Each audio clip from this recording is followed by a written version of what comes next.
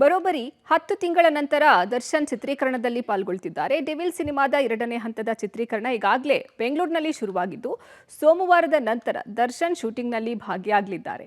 ಈ ಭಾಗದ ಚಿತ್ರೀಕರಣಕ್ಕಾಗಿ ಹೈದರಾಬಾದ್ ಮತ್ತು ರಾಜಸ್ಥಾನಕ್ಕೂ ಪ್ರಯಾಣವನ್ನ ಬೆಳೆಸಲಿದ್ದಾರೆ. 2ನೇ ಹಂತದ ಚಿತ್ರೀಕರಣದಲ್ಲಿ ಯಾವೆಲ್ಲ ದೃಶ್ಯಗಳು ಸೆರೆಯಾಗಲಿವೆ? ಇಲ್ಲಿದೆ ಎಕ್ಸ್ಕ್ಲೂಸಿವ್ ಸ್ಟೋರಿ.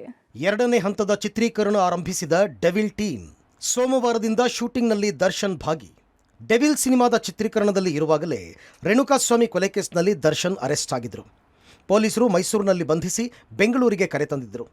ಆನಂತರ ಡೆವಿಲ್ ಚಿತ್ರೀಕರಣ ನಿಂತು ಹೋಗಿತ್ತು. ಬರೋಬ್ಬರಿ 10 ತಿಂಗಳ ನಂತರ ಮತ್ತೆ ಚಿತ್ರೀಕರಣಕ್ಕೆ ಡೆವಿಲ್ ಟೀಮ್ ಮುಂದಾಗಿದೆ. 2ನೇ ಹಂತದ ಚಿತ್ರೀಕರಣ ಈಗಾಗಲೇ ಬೆಂಗಳೂರಿನಿಂದ ಶುರುವಾಗಿದೆ.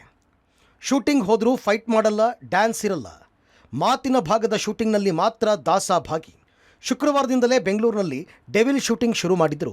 ಸೋಮವಾರದಿಂದ ಮೈಸೂರಿನಲ್ಲಿ ನಡೆಯುವ ಚಿತ್ರೀಕರಣದಲ್ಲಿ ದರ್ಶನ್ ಭಾಗಿಯಾಗಲಿದ್ದಾರೆ. ದರ್ಶನ್ ಇನ್ನೂ ಬೆನ್ನು ನೋವಿನ ಸಮಸ್ಯೆಯಿಂದ ಬಳಲ್ತಾ ಇರೋದ್ರಿಂದ ಮಾತಿನ ಭಾಗದ ದೃಶ್ಯಗಳನ್ನು ಮಾತ್ರ ಶೂಟ್ ಮಾಡಲಾಗ್ತಾ ಇದೆ. ಸಾಹಸ ಸನ್ನಿವೇಶಗಳು, ಡ್ಯಾನ್ಸ್ ಮತ್ತು ರಿಸ್ಕ್ ಆಗಿರುವಂತಹ ಸನ್ನಿವೇಶಗಳನ್ನು ಶೂಟ್ ಮಾಡದಿರಲು ನಿರ್ದೇಶಕರು ನಿರ್ಧರಿಸಿದ್ದಾರೆ. ಬೆನ್ನು ನೋವು ತಗ್ಗಿಸಲು 2 ದಿನ ಮುಂಚೆ ಇಂಜೆಕ್ಷನ್ ಪಡೆದು ಹೊರಡಲಿದ್ದು, ಬೆನ್ನು ನೋವು ಚೇತರಿಕೆ ಕಂಡ ಬಳಿಕ ಸ್ಟಂಟ್, ಫೈಟ್, ಸಾಂಗ್ ಶೂಟಿಂಗ್ನಲ್ಲಿ ಭಾಗಿಯಾಗಲಿದ್ದಾರೆ. ಲಘು ವ್ಯಾಯಾಮ, ಡಯಟ್ ಮೂಲಕ ದರ್ಶನ್ ಶೂಟಿಂಗ್ಗೆ ತಯಾರಿ ಮಾಡಿಕೊಳ್ತಾ ಇದ್ದಾರೆ.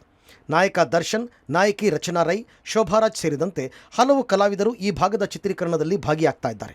ಬೆಂಗಳೂರು, ಮೈಸೂರು, ಹೈದರಾಬಾದ್ ಮತ್ತು ರಾಜಸ್ಥಾನದಲ್ಲಿ 2ನೇ ಹಂತದ ಚಿತ್ರೀಕರಣ ನಡೆಯಲಿದೆ.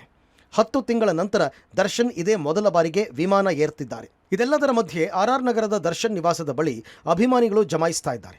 ಈ ವೇಳೆ ಮಹಿಳಾ ಅಭಿಮಾನಿಯೊಬ್ಬಳು ದರ್ಶನ್ ಬರ್ತಾ ಇದ್ದಂತೆ ಕಾಲು ಮುಟ್ಟಿ ನಮಸ್ಕರಿಸಲು ಮುಂದಾದ್ಲು.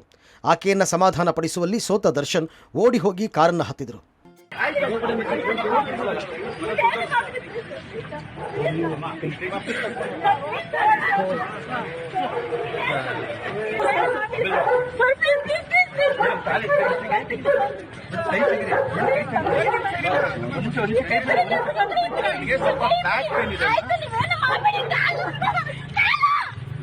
ಒಟ್ಟಿನಲ್ಲಿ 10 ತಿಂಗಳ ಬಳಿಕ ದರ್ಶನ್ ಮತ್ತೆ ನಟನೆಗೆ ಮರಳುತ್ತಾ ಇದ್ದಾರೆ. ಸೋಮವಾರದಿಂದ ಶೂಟಿಂಗ್ನಲ್ಲಿ ಭಾಗಿಯಾಗ್ತಾ ಇದ್ದಾರೆ. Entertainment bureau, public TV.